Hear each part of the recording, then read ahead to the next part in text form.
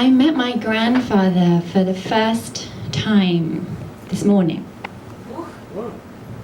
Really? Listen up. He died a long time ago, before I was born. But for my mum, he died a long time before that.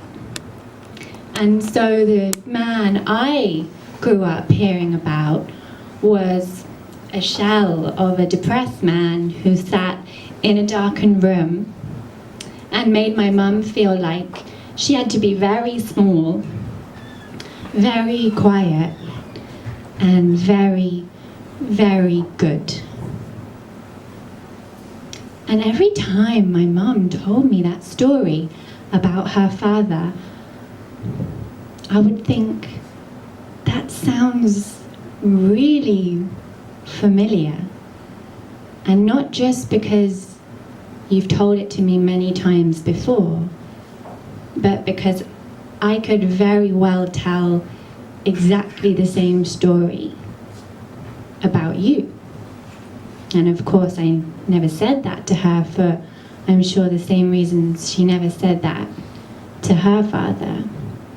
See, I looked around at a very young age and I saw a really angry, raging brother and a really sensitive little sister who cried when she walked past old people, and a father who either wasn't there or wasn't there. And I looked at my mum and I thought, this woman can't take any more. I had better stay very small and be very quiet and very, very good. And I'm sure many of you know, and if you don't know, you can imagine that as I entered the self-employment world, carrying in my backpack, I have to be very quiet and very good, did not really serve me.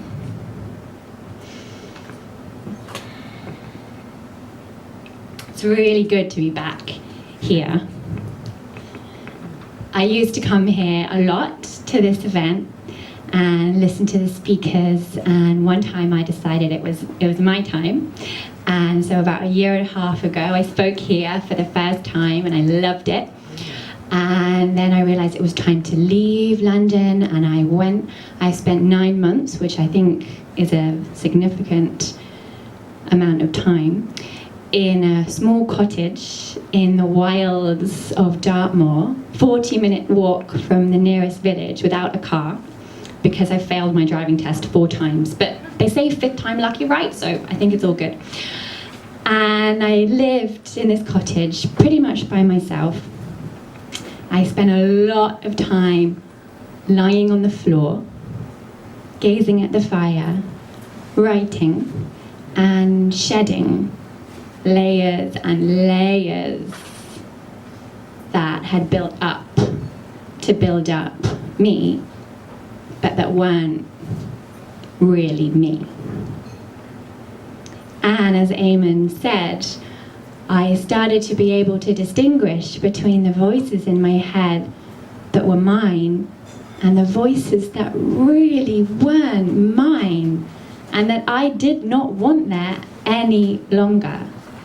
And I got super, super clear on the work that I'm here to do, which is about really, really showing up as who you really are, so that those who need you can find you.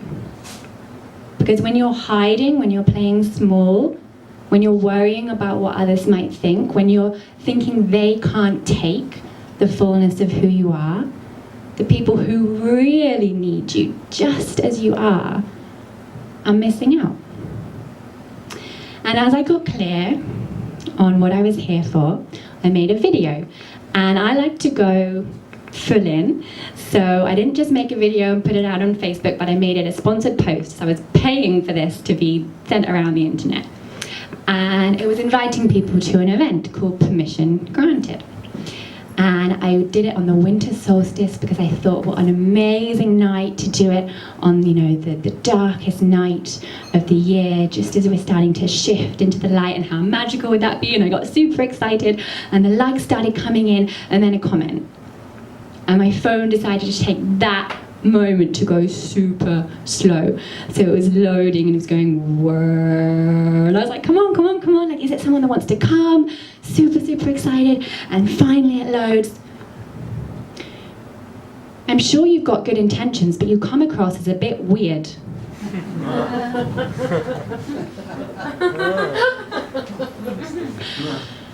I can totally laugh about it now, but in that moment, ow, the pain of being made wrong for being myself. Ow. Do you know what I did? I got back in bed. I got back in bed. Under the covers, except for my phone, which was out of the covers. Right? Like this. I'm like, ew! And I kept sort of dragging it back in and looking at it, like, to see if anyone else had written anything else nasty about me that I should know about that I didn't know. And then, like, putting it out there again. Whew. Have you heard the story about the Cherokee grandfather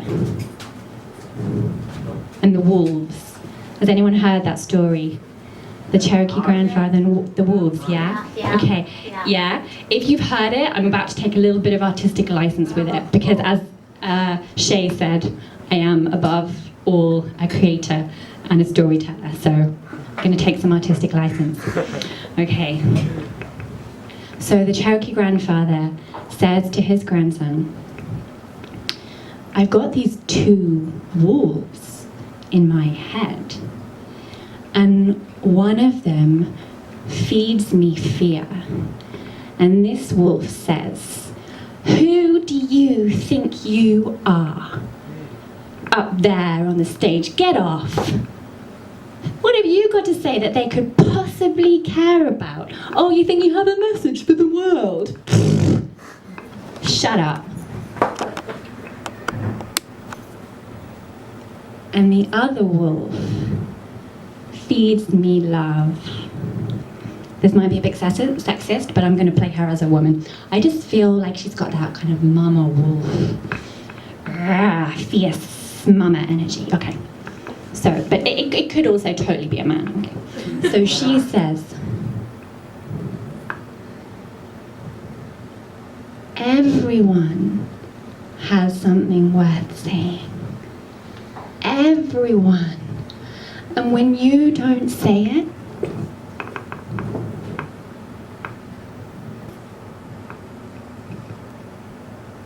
there's just an empty space. And no one gets to hear it. And there might just be one person who really needs to hear it. And they don't get to.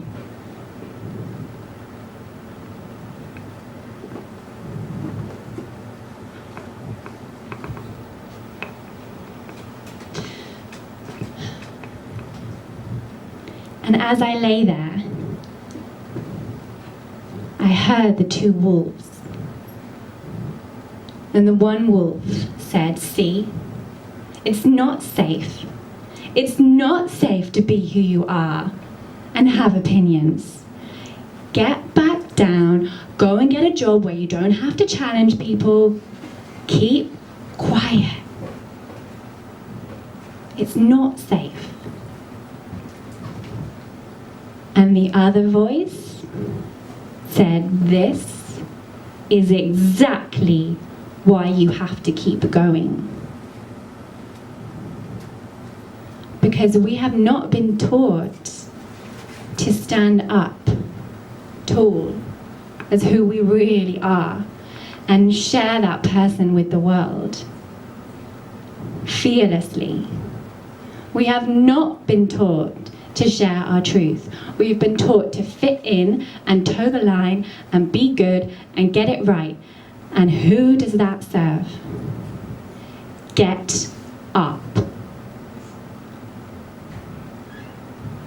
I got up. And that is exactly why I do the work I do, with Tell a Brand New Story. Because we can tell ourselves whatever story we like. And I would suggest that we choose wisely. I met my grandfather for the first time this morning because I've just spent 6 weeks in the US. I came back and had a coffee with my mum, and she started telling me this story again. And I thought, wow, I've been living in Dartmoor for 9 months. I've been on an amazing reality expanding Taoist and Tantric retreat in the US for 6 months, and you want to tell me this story that I already know? And I challenged her. I said, can you tell me something different about grandfather? Can you tell me anything that you're grateful about? Can you tell me anything that you see in you, that you love, that you know you inherited from him? And she really struggled. I could see, it was like she was looking in the dark, and she had to go up these old creaky stairs to this old dusty attic and get out this torchlight, and at first it wasn't working, and she just kept coming up with the same stories, and I just kept saying, is there anything else? And eventually she said, you know what? He did used to take us on holiday every summer to the beaches in England, and he'd make up games on the beach. And he'd play cricket and he'd invite everyone on the beach to join in. And she kept going.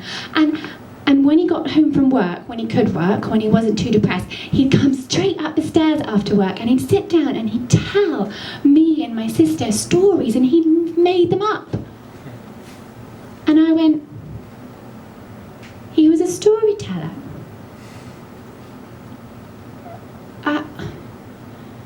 I never knew.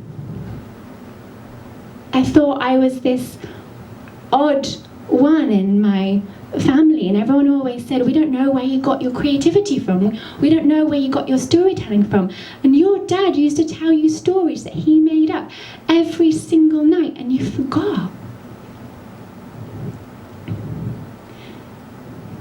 And it just made me think, what stories do we tell ourselves that we really believe that really aren't true, or at least aren't full?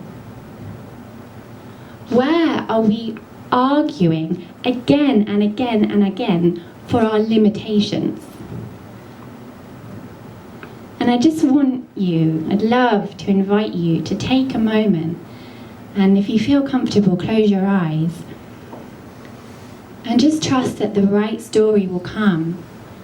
What is it? What is that story that is your go-to story, that you tell to defend how you are, that says, this happened to me and therefore I am this, full stop? Just let whatever the first thing is just rise to the surface.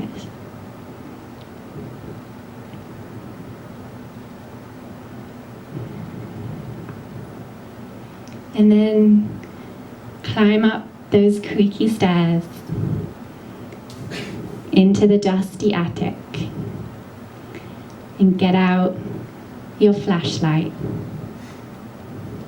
And maybe it's not that bright. Maybe it's going on and off like some old school disco. And just see if you can look at that story in a new way. A fuller way. And just notice how that feels. Does that feel more exciting? does that make anything possible that wasn't before about who you might be, about how you might be able to show up in the world?